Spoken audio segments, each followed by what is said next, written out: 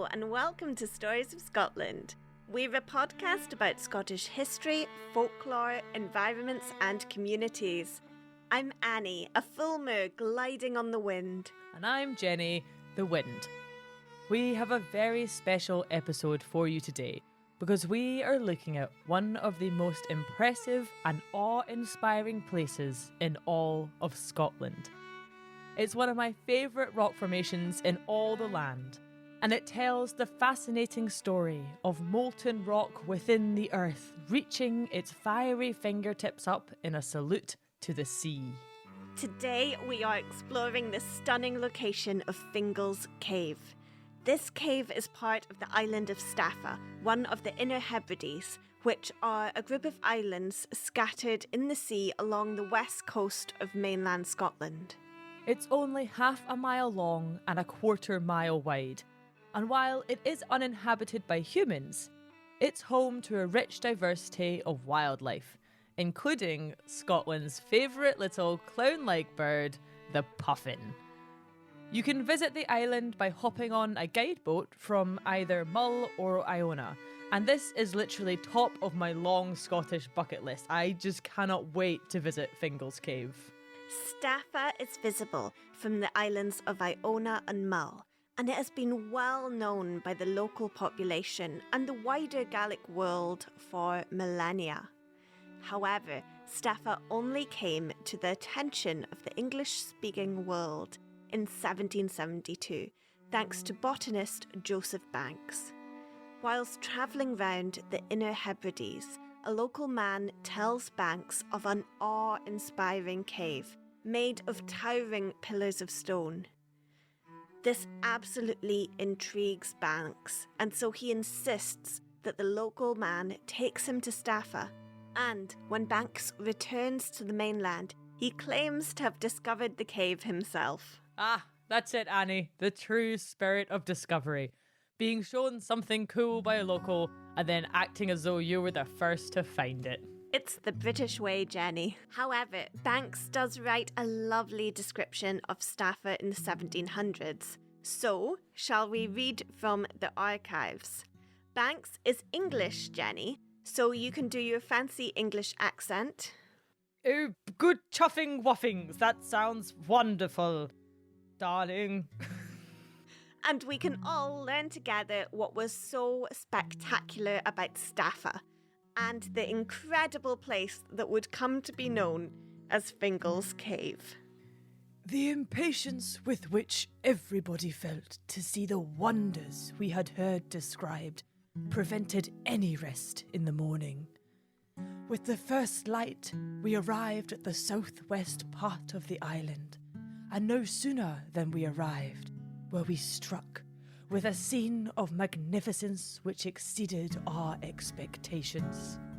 The whole end of the island was supported by ranges of natural pillars in rows of columns. Compared to this, what are the cathedrals built by men? Mere models of playthings, diminutive imitations when compared to the sublime building of nature. We proceeded along the shore, treading upon another giant's causeway, every stone beneath our feet being regularly formed into a certain number of sides and angles.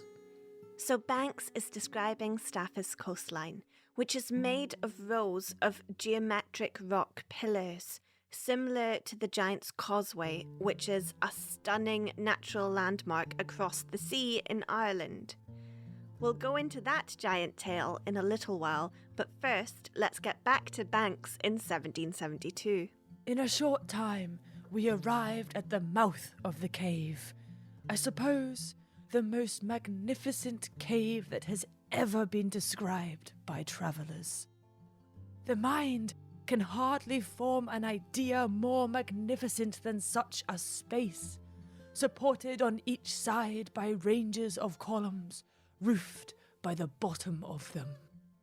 So Banks is right to be astonished by the beauty of this cave, which cuts deep into the side of the small island and is formed from dark grey hexagonal columns. In his writings, Banks calls the cave Fingal's Cave.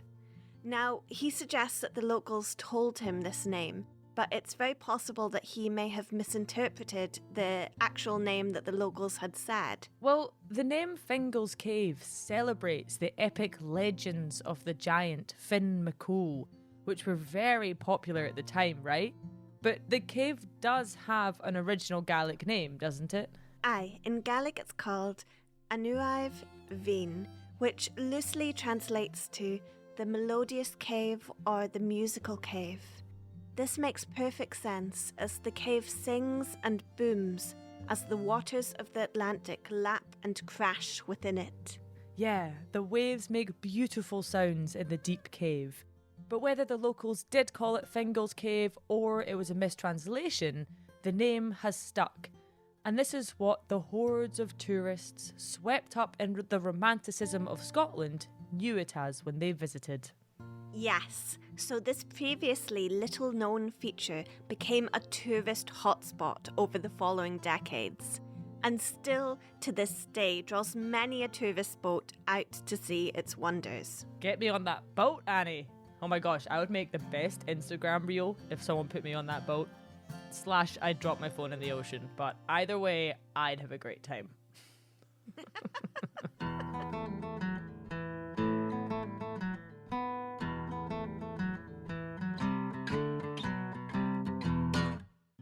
The name of the island itself, Staffa, is an echo of the seafaring Vikings and their centuries of influence on the Western Isles. In Old Norse, it means Staff Island or Pillar Island because it's reminding the wave-worn Vikings of the traditional log pillar cabins of their homeland, where the walls were made of upright vertical logs. When I look at the cliff faces, I see a forest of stone, a grand petrified forest rising out of the rough Atlantic waters. And I swear I don't just see this because I am obsessed with trees. Well, it could be because of that, but I'm also obsessed with rocks, so yeah, no, it probably is because of these things. It's okay to be obsessed with both trees and rocks, Jenny. Oh, thanks, Annie. So because I am obsessed with both trees and rocks, and because of the 3 distinct layers of volcanic basalts and their different characteristics, I think the island looks like a giant stone forest.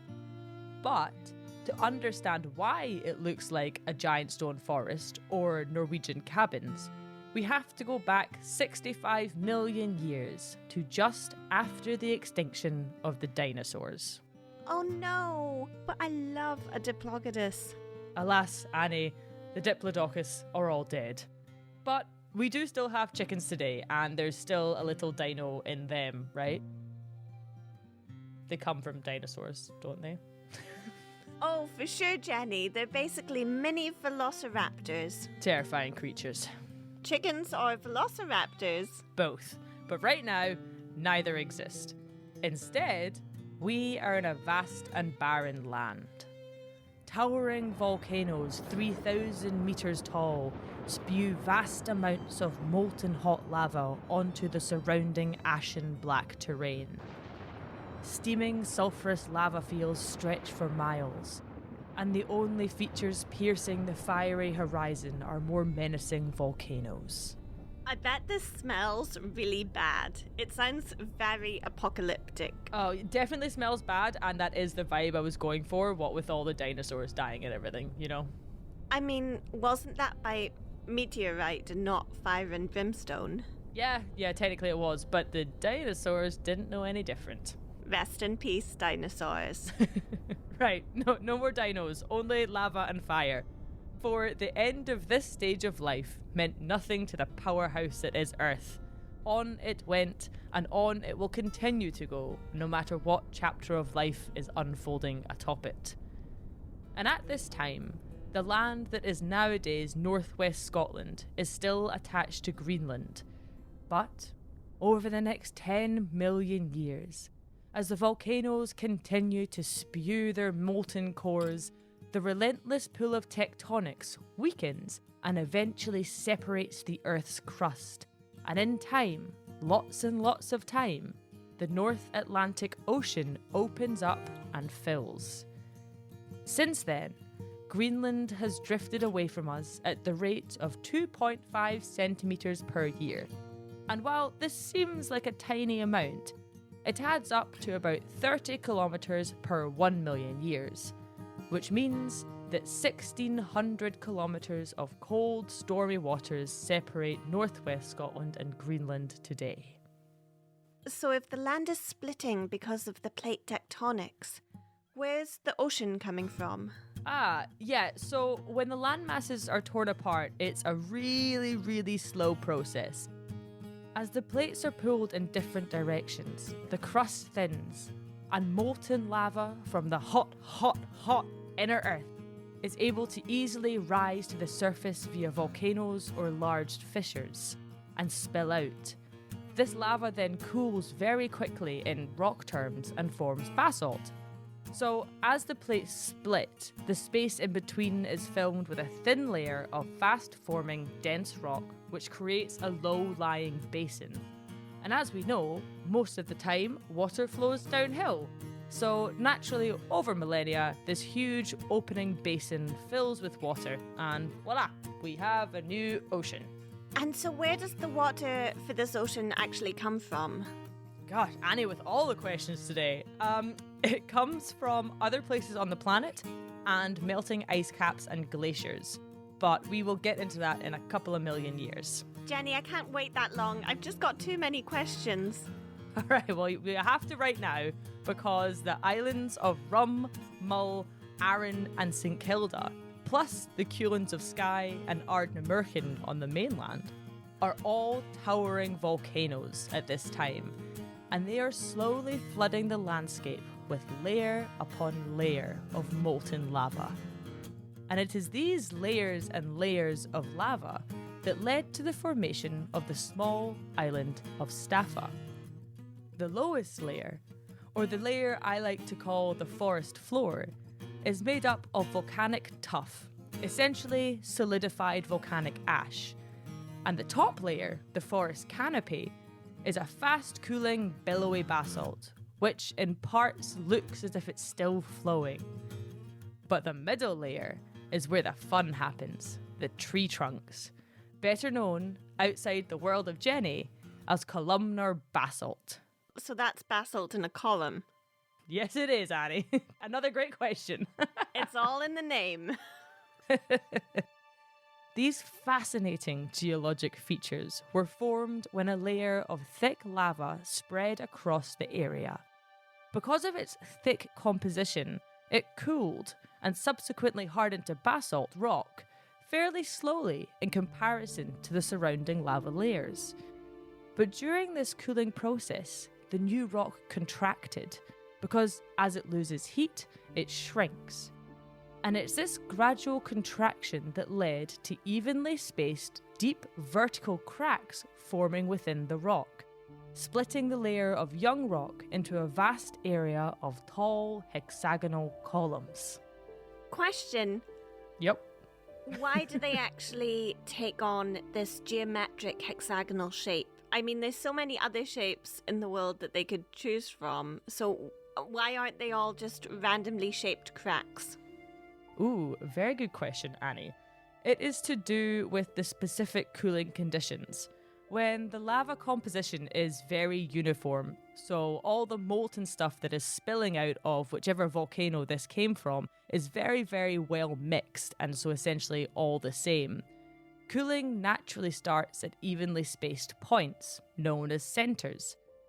The cooling spreads outwards from these centres and pulls contracting rock inwards. And because these centres are evenly spaced, you end up with each cooling centre pulling equally against the surrounding centres, with the rock eventually fracturing at the middle point between contracting centres, thus forming the uniform hexagonal jointing of the columns that we see on Staffa today. It's like magic. What wonderful geometry of nature. It is. It's very similar to cracks forming in drying mud. And it's also the exact same process that formed the Giant's Causeway in Northern Ireland, and a well-known one in America is the Devil's Tower in Wyoming. But what makes Staffa different from these two examples is that it has a big old cave in the side of it, Fingal's Cave. Yay for caves! Yay for caves. That's the spirit, Annie. It's thought that Staffa actually used to be part of a larger island that included Iona and Mull. But after the last ice age, when the huge ice caps began to melt, the sea levels began to rise. Ah, so here comes the water. Yep, here comes the water. That wasn't such a long wait, was it? You made it, Annie. Well done. You make a few million years go very fast for me, Jenny. But these rising waters engulfed much of the low-lying landscape and eventually isolated Staffa, creating the little island that we know and love today. And so, over the last 15,000 years, the relentless pounding waves of the Atlantic have battered the steep columnar cliffs of Staffa, gradually carving out the wondrous Fingal's Cave, column by column. The cave today is 75 metres long and 20 metres high. The entrance is composed of sweeping terrace steps of shorter basalt columns, and the inside walls are lined with huge dark columns stretching high into the rock above. But my favourite part is the ceiling of the cave, where the remnants of collapsed columns hang in a mosaic pattern like great broken stone teeth. It truly is a cathedral of stone. Finally ready to be discovered by an Englishman in 1772. I'd say, and this is just my humble opinion, what with all the geologic and environmental forces that went into creating this natural wonder, that Mother Nature herself should get the credit for discovering Fingal's Cave. And then in more recent history, archaeological evidence shows us that Bronze Age people were visiting Staffa. We know this because of recent excavations. A burnt grain of barley was excavated in Staffa in 2016 and was given a radiocarbon date of approximately 1700 before Common Era or BC. This means that Bronze Age people were marvelling at the wonders of Fingal's Cave at least 3,000 years before an Englishman discovered it. I hope that one day one of my spilled Cheerios allows some archaeology student to know that, one, I had been there, and two, that I was a very messy eater. Something I often think about is what will our legacy be, because it's never what you expect it to be, is it? Mine will be subpar Instagram reels. No, a solar flare is going to destroy those Instagram reels, Jenny. Beware. We can only hope.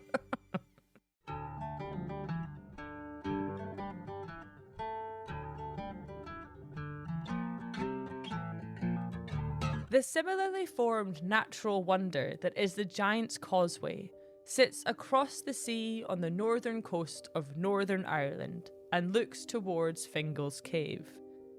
They lie about 80 miles apart, and between the two of them, they have captured imaginations for generations.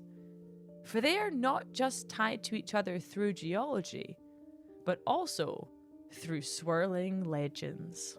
In bygone times long past, well before humans, when the earth was still being shaped by ancient powers, a rivalry simmered across the Irish Sea. It was a boiling war that raged between two massive forces, each with the might of a volcano forging stone. For if you were in these lands, you would hear the taunts and the boasts echoing constantly upon the mighty waves between the shores of Scotland and Ireland. Because this argument was not a regular feud, but it was a clash between giants. On the Irish side, we have the giant Finn MacCool, and on the Scottish side, we have the giant Benandonner. It was said that their voices could shake the very skies and churn the seas into a frenzy. Such was the magnitude of their disdain and hate for one another. I have the biggest sword in all the land. No, I have the biggest sword in all the land. My sword is so big it can carve up mountains. Ha! You call what you have over there mountains? I have the biggest mountains in all the land. Finn lived with his sharp-witted wife, Sive, in what is now known as County Antrim in Northern Ireland. Finn was a brave warrior leader, the most triumphant warrior in all of Ireland. Meanwhile, Benandonner lived alone in Scotland. Now, some versions of the legend say that Benandonner lived in the cave under Staffa, Fingal's cave. But other stories say that the island was created in the war that is to come.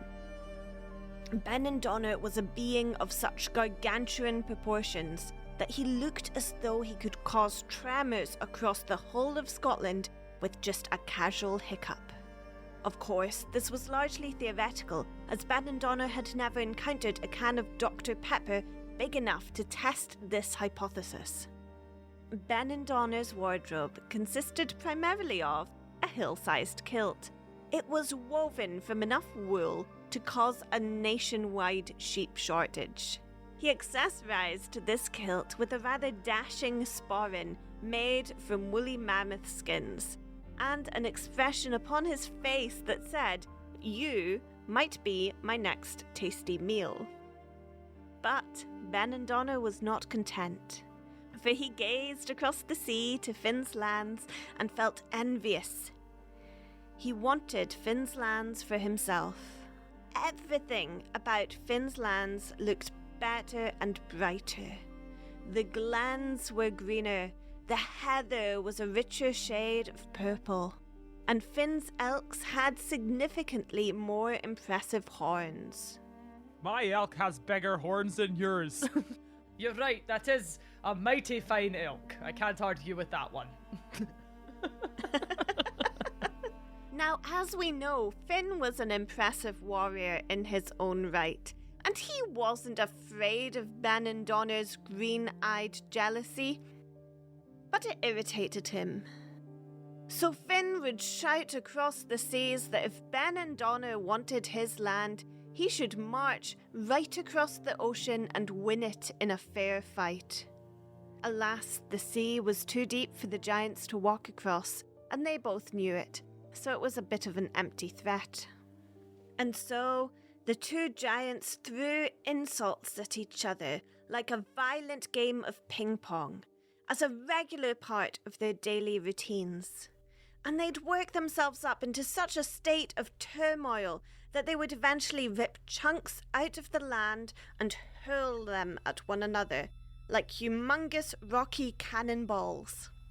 It was during one of these instances when Finn picked up such a large piece of earth out of Ireland and cast it into the sea towards Benandonner that it created an island, now known as the Isle of Man. The Isle of Giant, more like, am I right?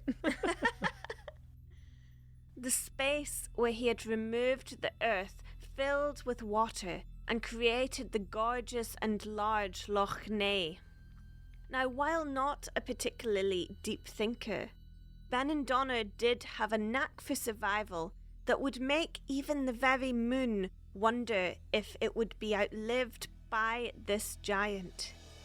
His instincts rarely led him astray, except in his ongoing rivalry with Finn, who seemed to specialise in getting under Benandonner's colossal skin. And it was on one particularly violent day that Finn shouted across the seas, Oi! Get your wellies on and come over to my island, and we'll have a proper fight, a duel, fisticuffs. Benandonner himself was brave, courageous, and strong, so he considered this and responded, Aye, all right then. If you're so brave, then build a causeway for me to cross so I can come over there and fight you giant to giant. Finn knew that building a causeway would be no easy task. The sea was wild and treacherous, even for a giant, and this was an age when massive sea serpents or stoorworms were still a genuine threat. Plus, the distance between the two lands was vast. But Finn was undaunted, for he had a plan. He set to work stone by stone, throwing them into the sea to make islands, which were spaced just widely enough apart to become stepping stones. Eventually, he crafted a pathway that stretched across the sea, forming a bridge unlike any other the world had ever seen. With each stone he laid, Finn poured his determination into his work, imagining a life finally free of Benandonner and his jeering. Yet, amongst this rage, Finn was creating something that would stand the test of time. It seemed as though the stones themselves were alive, formed from an ancient energy that sang to him of otherworldly places. Finn was one with the earth and sea, and he knew that this creation was destined for greatness. Finally, after months of tireless labour, the bridge was complete. The Giant's Causeway. Finn marvelled at his creation, watching as the sea crashed against his causeway with a thunderous roar. He decided that this was as good a day as ever to confront his arch nemesis, and so he crossed his causeway. When he reached Scotland, though, something made him hesitate. He snuck up on Benandonner, who was just picking his teeth with a woolly mammoth tusk. And this was when Finn realised he had made a grave miscalculation. Hiding, which is hard for a giant to do in good circumstances, let alone with the back pain of building a big stone causeway, Finn learned a valuable lesson about perspective. Because although Benandonner looked like a regular giant from very far away, the closer you got to him, the bigger he got.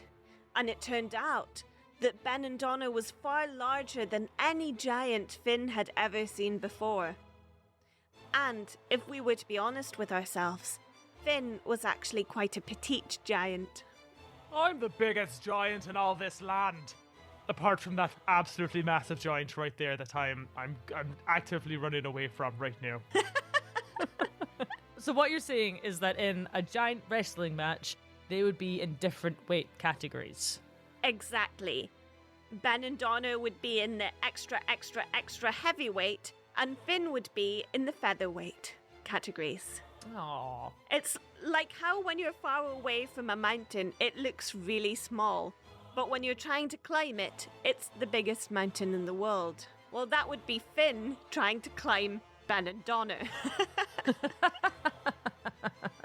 Now, as Finn squatted down and spied on Benandonner, he realised that in a fair fight, he would be smashed like avocado on toast. And so, terrified, Finn ran back along his causeway to his wife, Sive, where he declared, I'm pure keeking my pants. That giant is huge. Now Sive, who was more level-headed than Finn, sighed heavily. She pointed out that The issue with building a causeway is that it can be used from either side. So if you don't go to Benandonner, he's just going to come to you. at this, Finn let out a big giant wail. And this, quite frankly, baffling cry from giant Finn gave Sive an idea. Finn may not win in a battle of strength, but Sive may win in a battle of wits. And so she hatched a plan that was far smarter than anything that either of the feuding giants had done so far. sometimes if you want to join conquering done well, you need to do it yourself. So, to save her husband and her homeland from the wrath of Benandonner, Sive went to one of the holes in the earth created when Finn had been tearing clumps of land to build the Causeway. From here, she gathered iron ore and she took this home. With nimble fingers and a quick mind, Sive baked 2 loaves of bread. In one of the loaves, she baked iron inside of it, and in the other one, she just used regular whole wheat.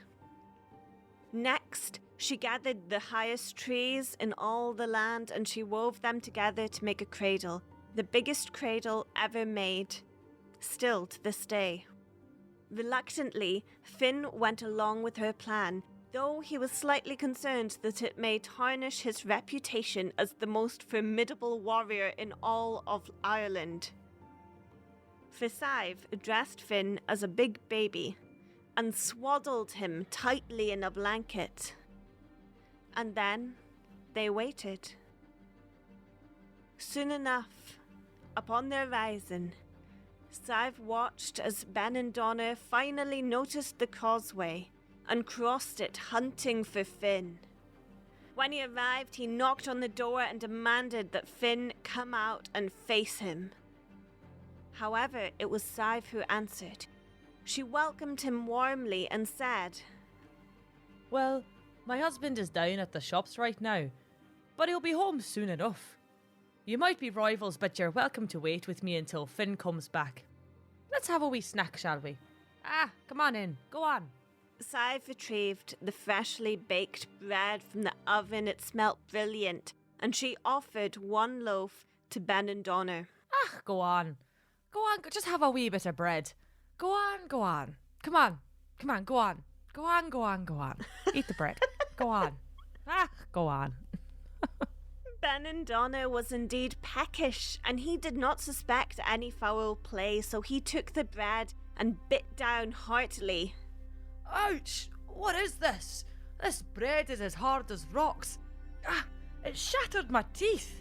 But Sive, she just smiled sweetly, feigning surprise. Oh, dearie me. This is Finn's favourite bread. He's such a tough, hard giant that he loves nothing more than a bit of iron in his loaf. It's added minerals, you know. It's good for you. And then, from this, a rumbling, gurgling noise came forth from the giant crib.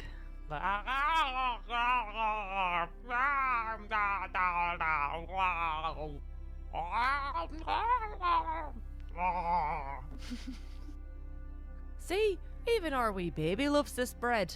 Sive then took the regular bread, the bread without any iron baked into it, and she passed it to the crib, where Finn, dressed as a baby, gobbled it all up, happily. Yum, yum, yum. At this, Benandonner began to tremble, because if Finn ate wholemeal bread with metal baked into it, and had a baby so ginormous, imagine the toughness and magnitude of Finn. Perhaps Benandonner had underestimated Finn's size when he had seen him across the sea. Benandonner was terrified of how huge Finn must be if his baby was the size of an adult, albeit short in stature, giant. And so, Benandonner left the house hastily, and he ran back across the Causeway, never to torment Finn or threaten his home again. Finn jumped out of his baby costume and ran out of the house to see Benandonner in the distance. He bent down and he tore up one last great clump of land. With a mighty twisting throw, he hauled it at Benandonner as he ran, yelling triumphantly. This final piece of earth landed hot on the heels of Benandonner as he scarpered away. And this became the island of Ailsa Craig in Ayrshire. Wow, it should be called Sive's Causeway. What a plan. She nailed it. Well, while the plan worked exceptionally well, Benandonner destroyed Finn's causeway as he was running away. All of Finn's work was plunged into the sea. Benandonner didn't want Finn to be able to follow behind him, and so he ripped the causeway apart, everything but the start and the finish.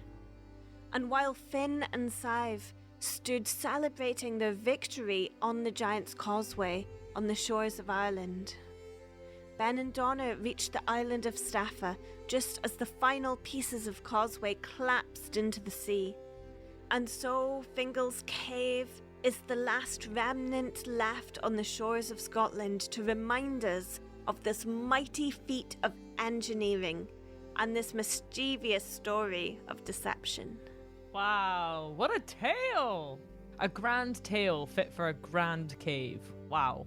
Yes, this is one of the most well-known versions of the tale. It was popularised in the 1800s by Irish writer William Carleton, who collected local folklore. That version of the story gives Finn's wife's name as Una, so if you're retelling the story, you can use either of the names, Sive or Una. Oh, fantastic.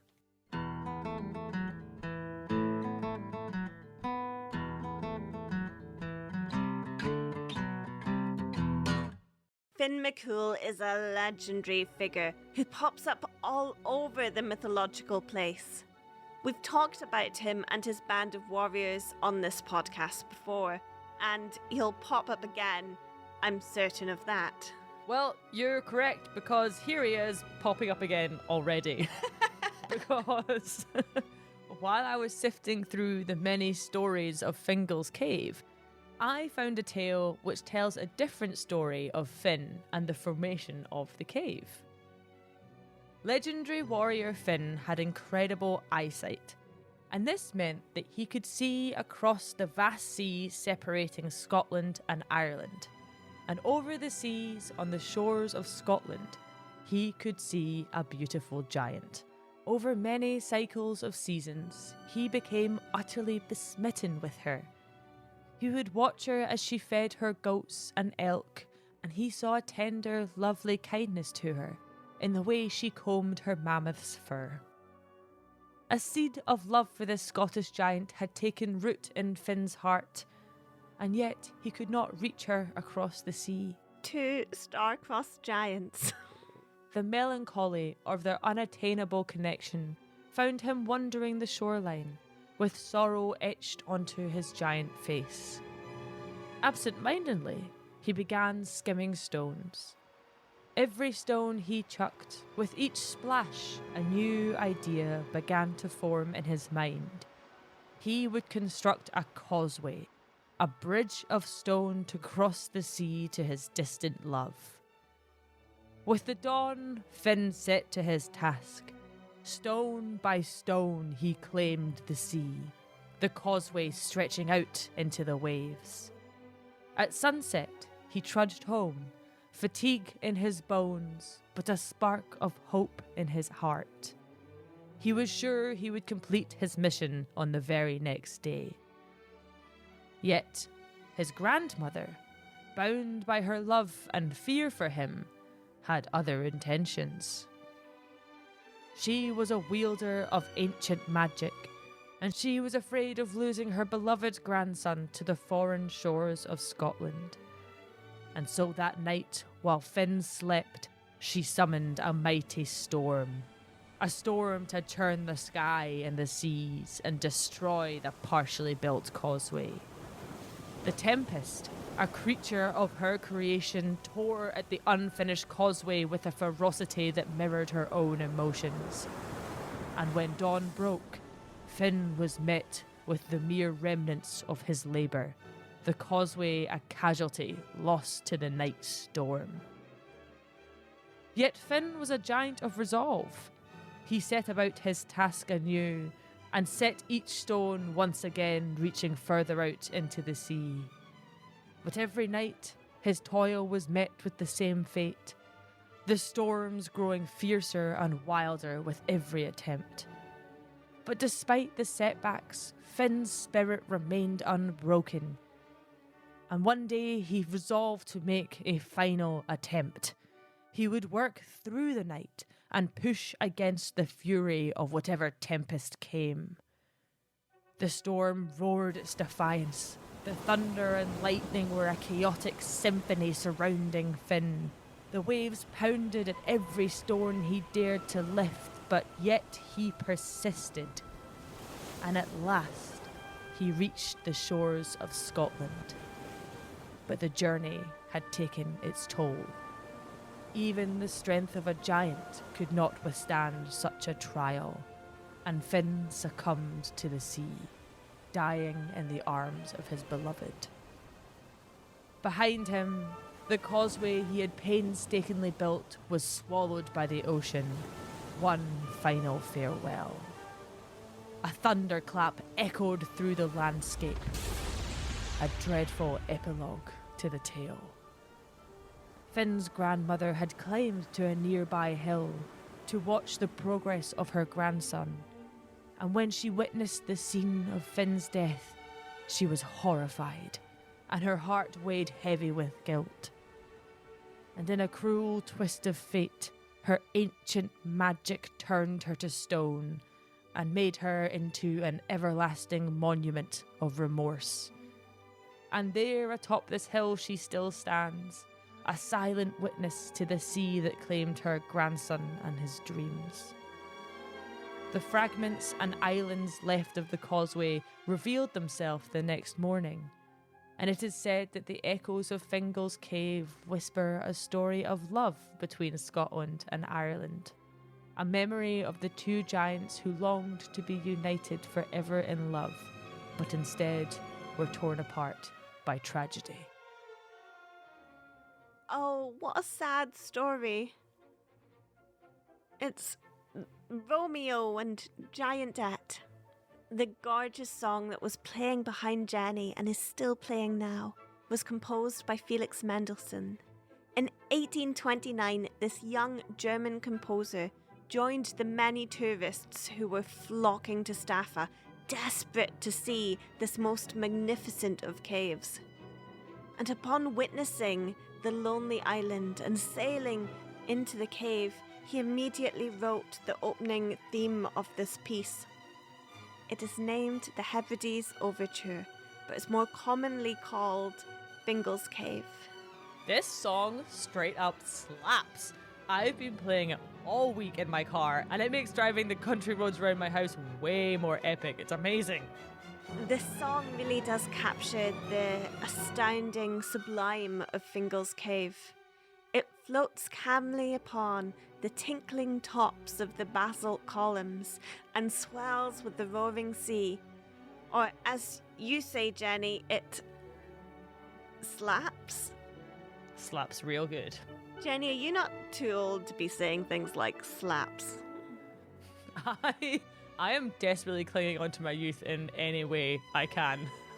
I'm not joking. I bought a pair of Heelys the other night. Did you really? I had them in my basket on eBay, but I chickened out because I'm afraid of what they would do to my joints. I think that's a good choice, Jenny, as I wouldn't want to watch you slap the concrete.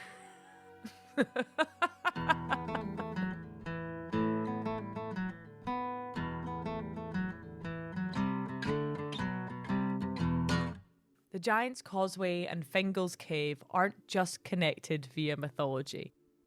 It was during the same apocalyptic volcanic time 60 million years ago that the causeway formed, under very similar conditions to Fingal's Cave. It's even thought that the two sites may have been part of the same giant lava flow, and that there was originally a far larger area covered in basaltic columns. However, the miles and miles of fascinating geology that could have been there were unfortunately scoured away by the huge ice sheets of the Ice Age. Thanks, Ice Age. Ugh. But who knows? There very possibly was a whole causeway of geometric basalt columns linking Ireland and Scotland before the ice turned it all to sand. Well, Jenny, at least we can be thankful that both of these stunning natural phenomena survived the many erosive forces of the last 60 million years. The beauty of nature inspires us to tell tales of giants and their giant babies, as well as their giant hearts. And Fingal's Cave inspired and still inspires stunning music, poetry, writing, some may say podcasts.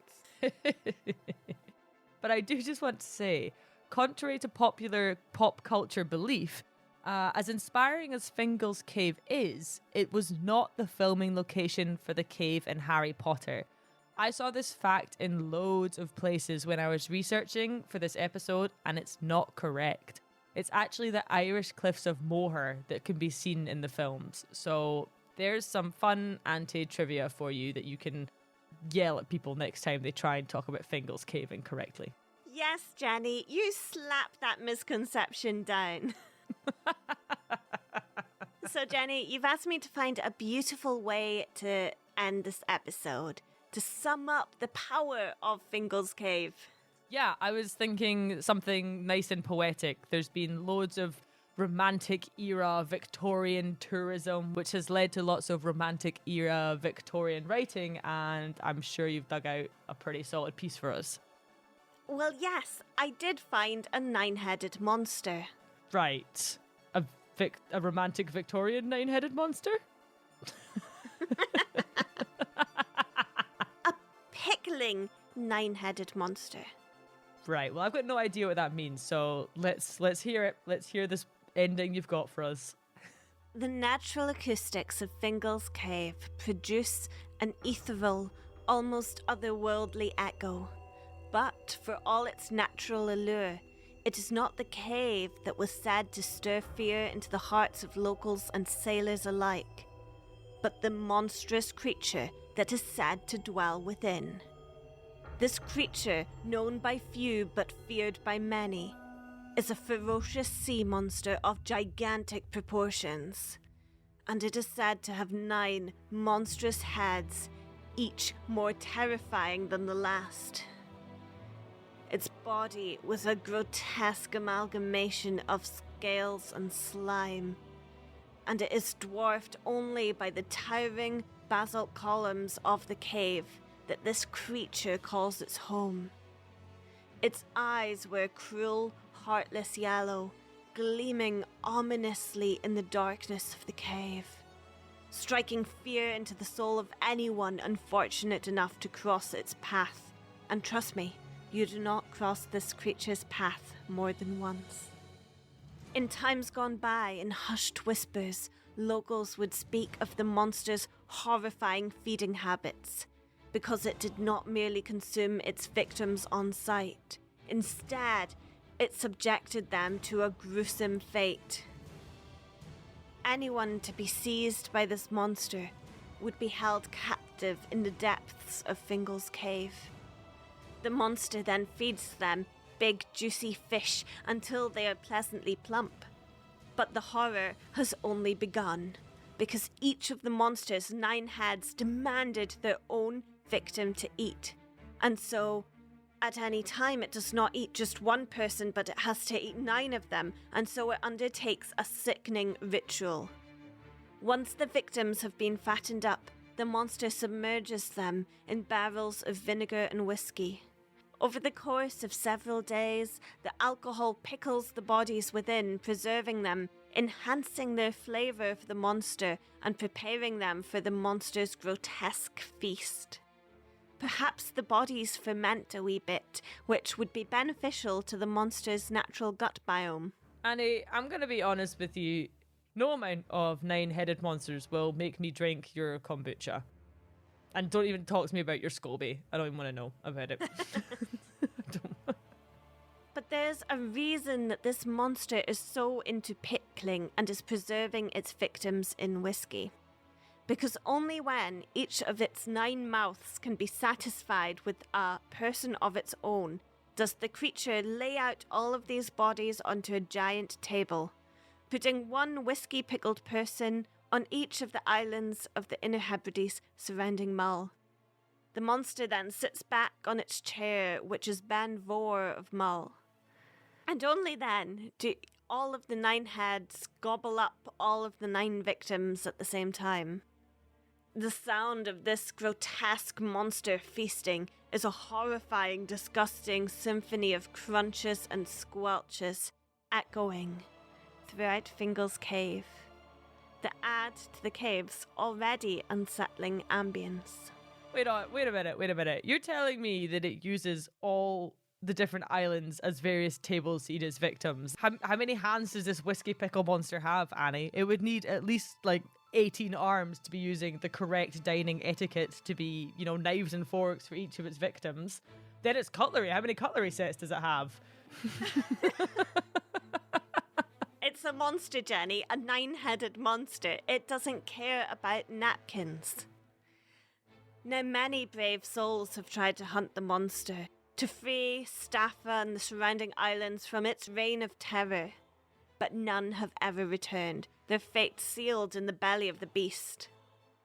And this story serves us as a grim reminder of the dangers of the sea and the cost of confronting the 9-headed monster of Fingal's Cave. So, if you ever do visit Fingal's Cave, imagine both the sound of the crashing waves as an opera of beautiful music, and then remember this myth and wonder if it could be the haunting sound of the monster, forever in search for its next victim.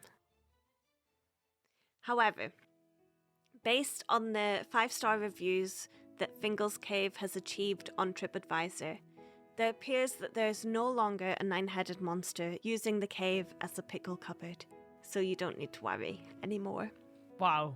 Well, I don't think that was either Victorian or particularly romantic, Annie, but thank you for it nonetheless. But a huge thank you to all of you for listening, and especially to all of our patrons. You guys are helping our podcasting dream come true, and we appreciate every single one of you. If you have been enjoying Stories of Scotland and are considering becoming a Patreon, then please do. It takes 2 minutes to sign up, and you gain access to all of the content that we've been putting up there over the last few years.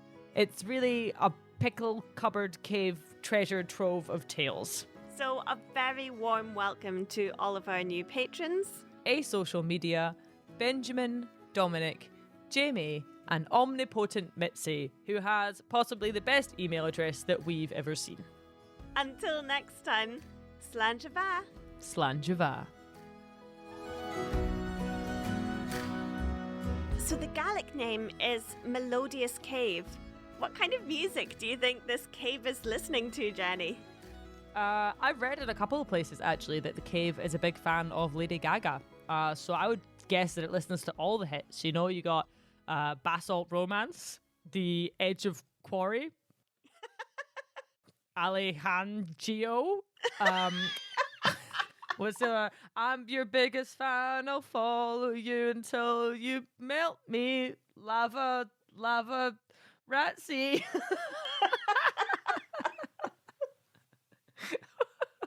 See, I thought that Fingal's Cave would be more of like a Taylor Swift fan. Oh, a Swiftie. Okay. Yeah. We are never, ever, ever getting basalt together. Stop. It's a lava story. Cavey, just say yes. Stop. Volcano's gonna warm, and the rocks are gonna form. I'm just gonna splunk. Splunk it off. Wow. Okay. Sorry. Great. I don't think you are sorry in the slightest, Annie. The Atlantic waves. You are the Atlantic waves. I can't do an Irish accent to save my life, so. Neither. How now, Brian Cow? How now, Brian Cow?